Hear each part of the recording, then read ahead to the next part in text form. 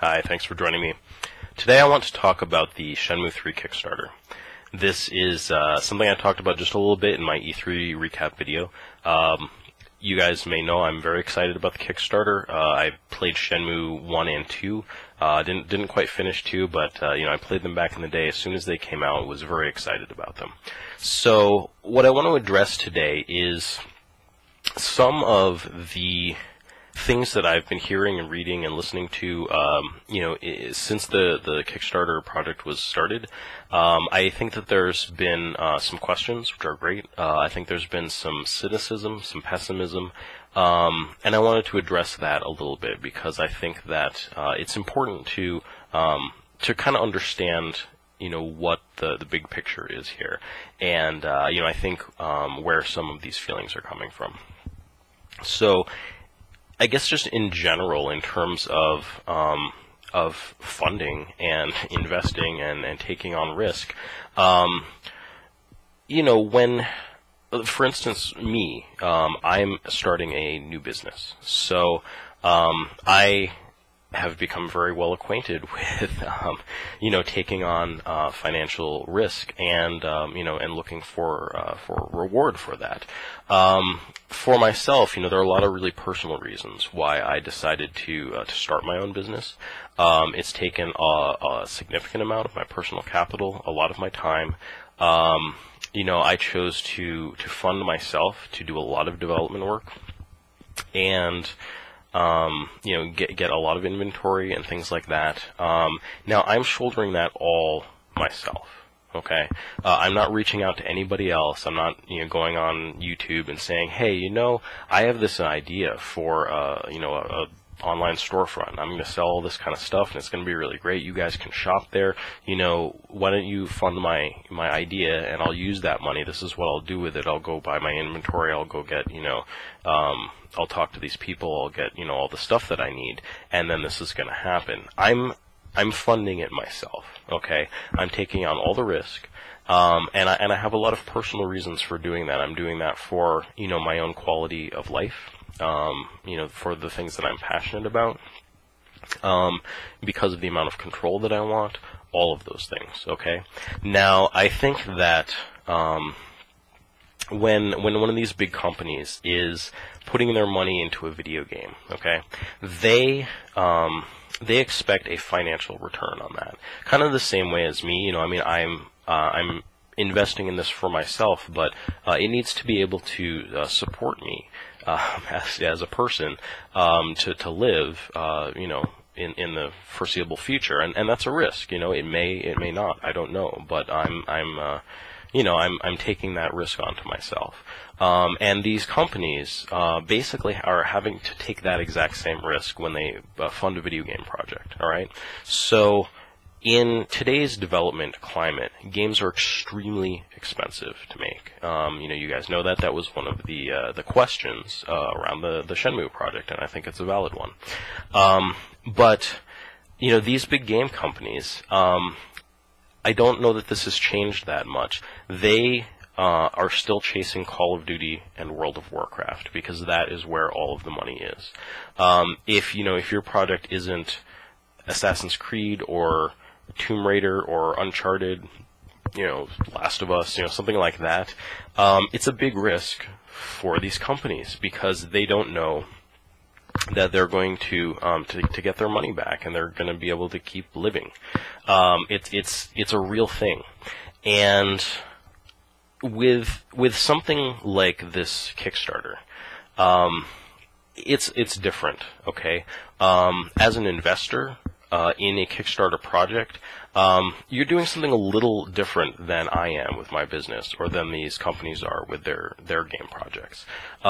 Basically, the contract that you're making with the Kickstarter, project leader is, I'm going to give you some money up front, and at a later time, you're going to give me the product that I want. Now, the major risks in that are just that you're not going to get the product, or it's not going to be what you wanted. Okay, those I would say are your two big risks.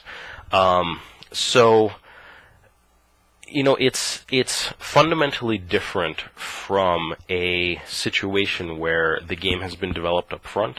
You get to see, you get to read reviews on it, you get to see the whole shebang, and decide whether or not you're going to buy that item. Now, I think, obviously where this makes the most sense is, people that are maybe smaller developers, and they don't have the financing. The money is the problem. They don't have the money to do what they want, but they have the expertise. They have the experience, the track record, and if you basically weigh your risks and you decide, hey, I think these people are going to deliver, and I think they're going to deliver on the thing that I want, then you can feel safe in funding their project. The criticisms that I've heard around Shenmue, and I think this has more. There are some specific questions that I think are good to ask that people are asking around the project. I think Yu Suzuki's being very proactive in answering them. We've seen him get on Twitch. There's a really good recap on the project page right now. I'd urge you to go check it out if you want some of those questions answered. But the larger issue, I think, has to do with more than just this project. I think it has to do, to a certain extent, with the ukulele project. It has to do, a certain extent, with the Bloodstained Ritual of the Night project. What we're seeing is creators, established ones, that have a long track record of working with companies and being funded by them,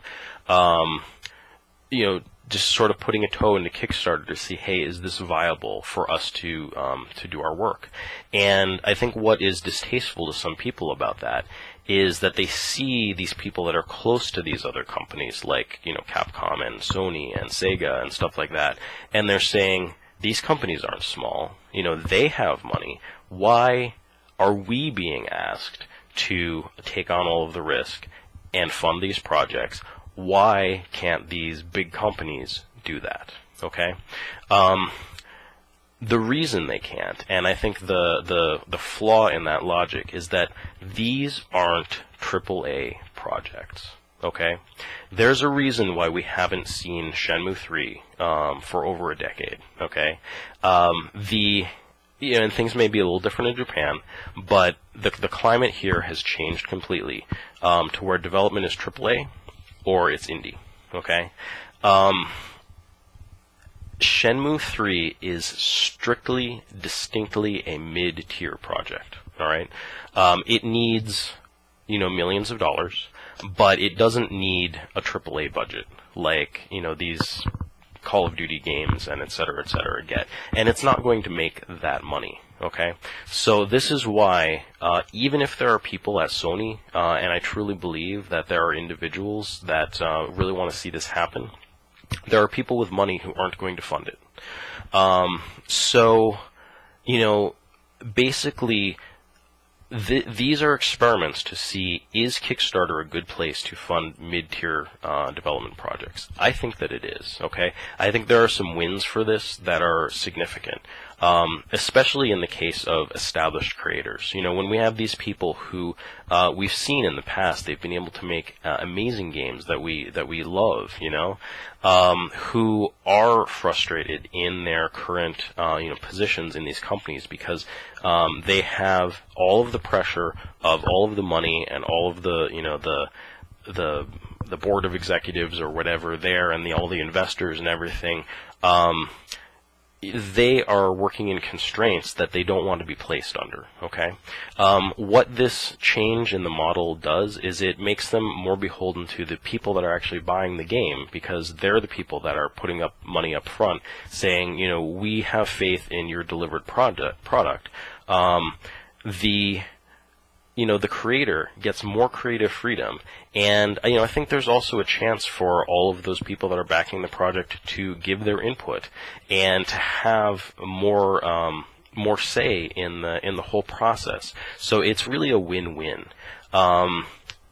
in terms of the funding, I think necessarily the funding goals are going to be higher for these projects, but they're going to be lower than they would be for, a AAA project. And if these projects can happen in this space, I think we're going to see a lot of really exciting development happening via Kickstarter.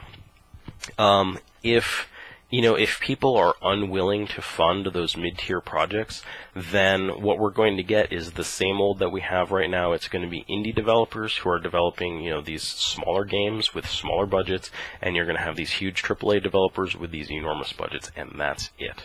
Okay, so, for everyone that's getting bent out of shape, I think that you're looking at this wrong, because you're seeing a AAA game in Shenmue, and it's not. I hope that that helps to frame your thoughts a little bit around projects like this.